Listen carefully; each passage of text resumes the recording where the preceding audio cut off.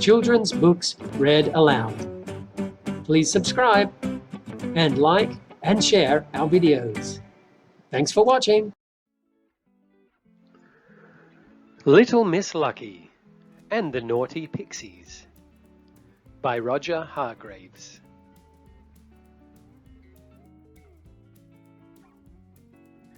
Little Miss Lucky, as I'm sure you know, is the luckiest person in the world. When she goes out for a walk, she always finds a pound coin lying on the ground. She never gets caught in the rain.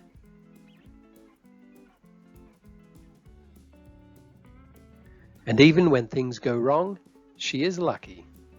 The other week, she locked herself out of Horseshoe Cottage, where she lives. And guess who should come round the corner? Mr. Latchkey, the locksmith.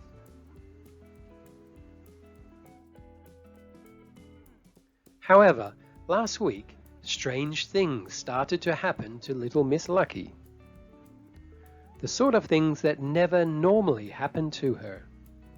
Unlucky things. She walked under a ladder, and a pot of paint fell on her head. Splat!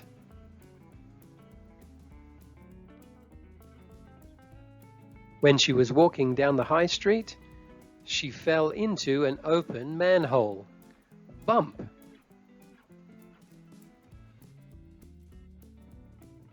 And as she was passing someone's garden, she was soaked by a sprinkler.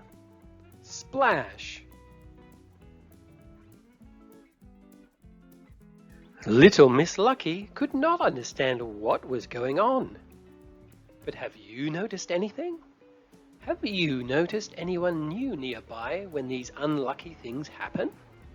That's right. Some small troublemakers are playing tricks on her.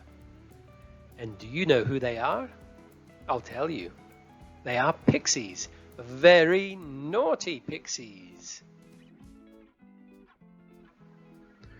Poor little Miss Lucky did not know that the pixies were to blame, though. She thought that her luck had run out. She was so worried that she went to see Dr.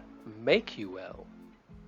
But the doctor was not there, and nobody knew what had happened to him.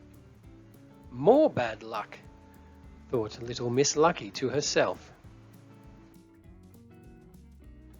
The next day, she paid another visit to Dr. Make-You-Well's surgery. But again, he was not there. Double bad luck.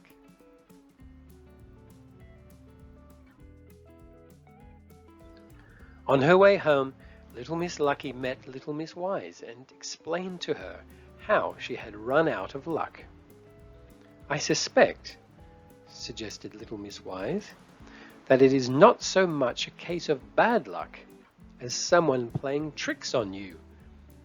Somebody like Mr. Mischief, for instance.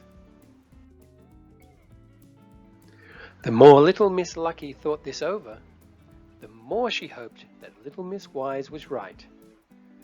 That evening, she devised a plan to catch the culprit. She sprinkled flour on the floor round her bed before she went to sleep.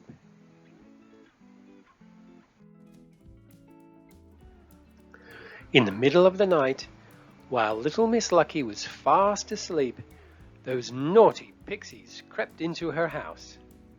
The first naughty deed was to swap the sugar in the sugar bowl with the salt in the salt cellar. Then the pixies sneaked upstairs and left the largest alarm clock you have ever seen on little Miss Lucky's bedside table. Very early the next morning, little Miss Lucky was rudely awoken by the most awful noise. Clang, clang, clang, rang the giant alarm clock. Little Miss Lucky's ears were ringing. When she looked down at the floor, there was a trail of flowery footprints for her to follow out of the door and down the stairs. Flowery footprints that were much too small to be Mr. Mischief's. And, as I'm sure you can guess, those flowery footprints led little Miss Lucky all the way to where the pixies lived. The pixies were so surprised and worried at being caught that they promised there and then to never play another trick on little Miss Lucky. Little Miss Lucky left feeling very happy, knowing that she was just as lucky as she had always been.